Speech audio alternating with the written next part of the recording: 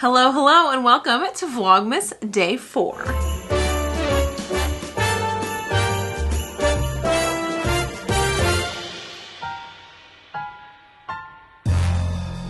Now I will say from here on out, the majority of Vlogmases will be just straight up vlogs, but today I thought I would do something a little bit different and kick it old school for an old school YouTube trend where I react to your assumptions about me. A few weeks ago, I posted an Instagram story mentioning that this was my plan, and you guys sent in some assumptions. I took some screenshots as blindly as I could so that I could be reacting to them for the first time right here, right now in front of you. I don't know, I always think these are kind of funny, and I like watching these videos because, especially after working with YouTubers for a long time now, I know that there's like a disconnect between the real person, the real life person, and the public persona, the persona on YouTube. Even when that person is being as genuine as possible, there's always a level of performance that needs to happen for a camera. Even right now, if you were sitting here in my office, I would not be speaking to you like this. Probably be talking a lot more like this. And so I like these assumption videos because oftentimes other people's assumptions are my assumptions of other people as well, you know what I mean? So it's nice to have them addressed by the YouTuber, in this case me. Did that make any fucking sense? I don't think so. All right, let's get to these assumptions. Oh my god, not this first one being mean. Okay, well, here we go. You're very annoying in person, an attention seeker. Well, that's really a matter of perception, definitely, I would say. Am I annoying in person? Probably to some people, but I actually feel like I'm probably a lot more low-key in person than you would imagine, unless I'm like around my friends and we're all doing like a bunch of bits. Like, I'm a pretty low-key person. I'm extroverted and I like talking to people, but am I annoying? I mean, definitely. To some people, obviously to you. An attention seeker. Well, I am a YouTuber and there's a level of narcissism that is required there. I will say though, I don't think you should be watching me. You don't seem to like me very much, but thank you so much for the engagement. Okay, you often buy ingredients to make foods, but then end up ordering delivery. Not the call out. Not the call out. Yes, of course. I do this all the time. I feel like a lot of people do. This person says also me, so I feel less alone. I try really hard to stick to the grocery plan that I make every week, but sometimes I'm just tired at the end of the day, or I miscalculated my lunch ingredients, or yeah, this is definitely something that I do a lot. Correct assumption. You like cozy video games. You know, this cozy gaming community has been served to me a lot on TikTok and Instagram, and I like the aesthetic of it and I like the idea of it. I haven't really dove into it. Really, the only video games that I play are like Mario Party and Mario Kart with my husband, and a lot of Animal Crossing during the pandemic. Obviously, I think at some point, not too long ago, I did a tour of my Animal Crossing island. Animal Crossing, I feel like, is kind of in that vibe of cozy gaming, and I really fell into that. So I feel like if I was handed the right game again, I could fall into it again. I'm not actively in that community, so I'm not actively like aware of cozy games, but I like that I give off the vibe that I could be. I like this assumption about me. I feel like it could be true if I put my energy into that, you know what I mean? Oh, you put a lot more into your home and marriage than Mario does. No. I can definitely see why you would have that assumption though, because all you know about me and my home life is what you see on these vlogs, and Mario doesn't always like to be on the vlogs. He's only in them when he wants to be. So from your perception, it looks like I do all of the housework because I'm only filming myself, but Mario and I have a pretty solid division of labor that we both are happy with and agree to. He does all kinds of shit around the house that I don't like doing. There is also an element of I work from home and I work way less hours than he does. So I probably do more housework, but in a way that's like agreeable for the two of us. And in terms of the work and the marriage, no, Mario's an incredible partner, a wonderful husband, and constantly there for me. I just feel like you guys don't really get to see him or really know him as a person at all because he's so limited in his exposure to the vlogs, because that's what he wants, and I respect that, obviously. You will go back to purple hair in the future. Yes, definitely, no question. I feel like I'm on a constant cycle of, this is my natural hair color-ish, brown hair, blonde hair, purple hair, brown hair, blonde hair, purple hair, where I will go to my natural color, which I did for the pregnancy, and then like I'm already feeling the itch, but I'm waiting until next year to go back to blonde. I'm usually blonde for an extended period of time. I'm usually brunette for an extended period of time, like a year is usually my limit, a year and a half. Then I'll go blonde for like 2 years. then I'll go purple for like 6 months, and then I'll start the cycle over just because the purple is hard to keep up. So I think that'll probably be the cycle my hair goes in for the rest of my foreseeable life. That's the cycle I've been in. That's why you look at old pictures of me. Sometimes I'm blonde, sometimes I have purple hair, sometimes I have brown hair, going back years and years and years. And it's just one that works for me. Yes, I will definitely go back to purple hair. I've had different shades of purple the last 2 times I did it. So who knows what the next shade will be. You're not going to post baby. No, I'm not. I am not. I think I've just talked about that before, but nope, you'll never see the baby's face. I don't think you'll ever see the baby at all in any capacity, even like the back of their head. Right now, that's the plan, and I'm pretty sure I'm going to 100% stick to that. I might talk about the baby sometimes, definitely, especially in terms of like motherhood and maybe like Q&As here and there, but no. The baby's privacy is extremely important to me, so no, I'm not going to post the baby. You love pickles. I do like pickles. Do I love pickles? I don't hate them. I like pickles. I like pickles in a sandwich. I like pickles as a snack. I like different kinds of flavored pickles. I know some people are like crazy about pickles. I would say they're a good snack option. I don't hate them. Mario hates pickles. So I get that. This person had a little vomit face next to this assumption. That's Mario. You played sports and bullied girls from the other team on the fields, but were nice off of it. What the fuck? No. Do I look like someone who played sports? I feel like I should be flattered by that. I did not play sports. So let's just start there. I was a theater kid through and through. Team sports scare me. I don't like other people depending on me. Sports scare me. I was gonna say balls scare me, but that sounds funny. I don't like projectiles coming at me. I don't like any of that. I like individual activities. I like yoga.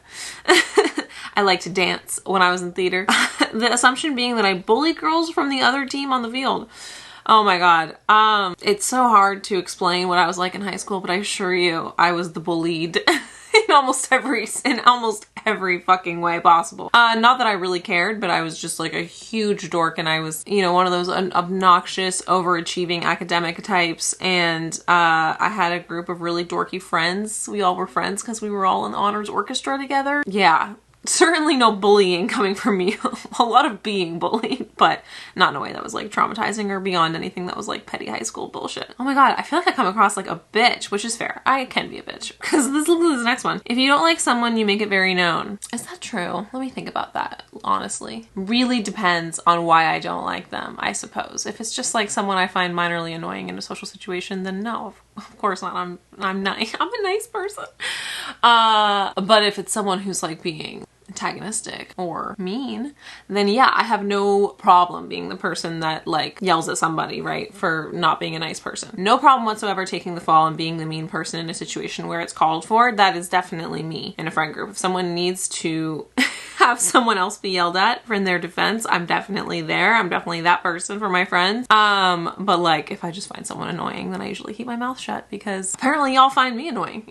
So like, who am I? You know what I mean? You were really good at ballet. Oh, I wasn't. I loved dance, and I took a bunch of different kinds of dance classes when I was a kid. Even before the pandemic, I was taking some dance classes. Ballet was definitely never one of my strong suits. I did ballet for years and years and years, but I much prefer like jazz and contemporary. I wasn't great at ballet, but I loved to dance. So this was a nice assumption. You wear the pants in the relationship. I don't even really know what that means, but I'm gonna go ahead and say no. We're both really equivalent. We're equivalent earners. Or we equivalently put work into the marriage. We equivalently take care of our animals. We equivalently take care of our home. I don't really, and personality wise, we both like manage each other in different ways. So I really don't feel like one of us is more dominant than the other. Certainly throughout the course of our relationship, you know, we've been together for 8 years. There have been times where one of us has been more dominant over the other in some aspect, whether that's like their career, social, whatever. But I would say at this moment in time, we are extremely even in our relationship, which is great and how it should be. You're a crystal girly. I'm not, but I love the aesthetic. I live in LA. There are so many crystal girlies, crystal people, zodiac people, you know, all of that. And I love the energy, the vibe, the aesthetic, the enthusiasm for it. I often will like almost cosplay as part of that community because I am enamored by it, but I really have almost no spirituality within me. It's why I'm a hardcore atheist. Don't show your butthole to people, please. I like the vibe and the lifestyle and the aesthetic, but I don't genuinely believe those things, and I collect so much other crap in my house. I can't be adding crystal collections to that. I just can't. I need to be getting rid of things. I assume you're an only child. I am an only child. It's interesting, actually. I'm an only child. Mario's an only child. He has two older half-sisters, but they were out of the house by the time he was born. That's the age difference between them. So he was raised as an only child and considers himself such. So I'm an only child, Mario's an only child, and our two best friends are also only children. It's really funny. We kind of all found each other. But yes, I am. And I loved it. 100% loved it. I think it made me a more social person. It forced me to be really extroverted. It forced me to value friendship, and I'm really close with my parents, which you know, my relationship with my parents is really valuable and special to me as well. Although it's gone through many ups and downs when I was younger. As an adult, it's great. There are many times where I do wish I had a sibling, but I have friends that I consider siblings throughout my life. And so yeah, that being said, despite Mario and I kind of being raised as only children, and me more so than him enjoying that experience, we don't plan on only having one kid. And that's actually something I'm a little nervous about. Like, I would love to have 2 or 3 children if the world allows that for me. But yeah, as an only child, like, I don't know about raising siblings, you know? I never had like a full sibling. So it's one of those like parenting things that I oftentimes think about. But yes, I'm an only child. Your assumption is correct. I assume you're very self-confident. Yes. This might be why I come across as bitchy to all of y'all who don't like me. Very self-confident. Unapologetically so. But that comes from years of being just self-hating and depressed. I much prefer being a little abrasive and overly self-confident than the shell of a human being I once was. So years of therapy got me to this point, as many of you probably know. And I am a very, very, very self-confident person, for better or for worse. Mostly for better, in my opinion. Purple is your favorite color. What gave it away? Yeah, I've been told I'm a purple person. I didn't know that was a thing. But the water bottle that you're sitting on is purple. My walls are purple. As I'm looking around, I can point out like 16 different purple things directly ahead of me. I like the color purple. Not my like, I had a cold last week and my Kleenex are purple. So yeah, I like the color purple. It's my favorite color. It's so pretty. It's just, there's so many different shades, and I'm looking around and there's like a purple pillow. I just have purple shit everywhere. Not this. Purple stapler. Yeah, I like purple shit. Growing up, you preferred boy company over girls. No, not at all. Actually didn't have any friends that were guys until like the end of my college experience. All of my friends in elementary school, middle school, and high school were girls. I was in a huge group. I mean, I like had acquaintances and like friends of friends that were guys, but I was kind of terrified of boys. Every single one of my friends, you know, up until honestly up until I graduated college. Cause I'm trying to think like I had like one guy friend in college. Other than that, all my friends in college were also girls because I was in a sorority and I just stuck really close to my girls. Similarly in high school, all of my friends were girls. Towards the end of my high school experience, I had one friend that was a guy, but like, no, I only ever had girlfriends. It's actually been a weird thing that's happened in my adult life. When I graduated college, I actually got in really good with a group. Well, a lot of my sorority sisters stayed around and so did I in New Orleans. So I had a built-in group of friends. And then I made a bunch of friends at my first job, all girls. And then I met Mario and we started dating. We moved from New Orleans to Los Angeles. So it really wasn't even until a year after I graduated college that I started developing better friendships with boys. And I love all my friends in LA so deeply and so dearly. Almost all of them are men. It was something that for years bothered me because most of, if not my entire life, I'd had huge groups of girlfriends. And when I moved to LA, I just I could not find a group of girlfriends. All my friends were guys and I love them and they're amazing. And like, I don't want to like say that I didn't value my friendships that I still have to this day, like so deeply with them.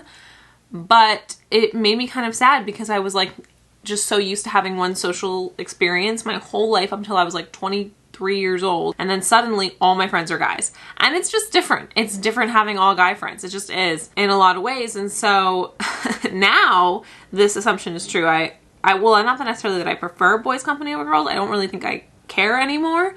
There was a time where I really, really cared, and I definitely preferred girls company over boys. But now I just want to be surrounded by good people that I love. And then of course I found like all of the girls that I work with, and that has become like my group of girlfriends that if I have girl things I want to talk about, I can go talk to them about it. And that's been really, really nice. That's just been in the last few years that sort of developed. But as far as this assumption goes, it is actually the opposite. Growing up, I preferred girls' company over boys. Now I'm very neutral about it, but yeah, it's been an interesting journey with like my groups of friends. Obviously I still have all my friends from those time periods, but like, for example, my core group of friends from college, all girls. I live in LA, one lives in New Orleans, one lives in New York, one lives in Florida, one lives in Boston, one lives in Chicago. Like, we're not near each other, and that's how it is with like my best high school friend too. She lives in Vermont. It's nice that I have all these people that I get to go visit, but all my close girlfriends that I had don't live in LA.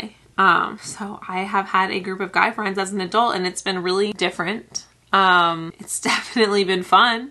I'll tell you that. I feel like I'm just blessed to have friends at all. It's really hard as an adult. It really is. I know that feeling. And so that's all I got.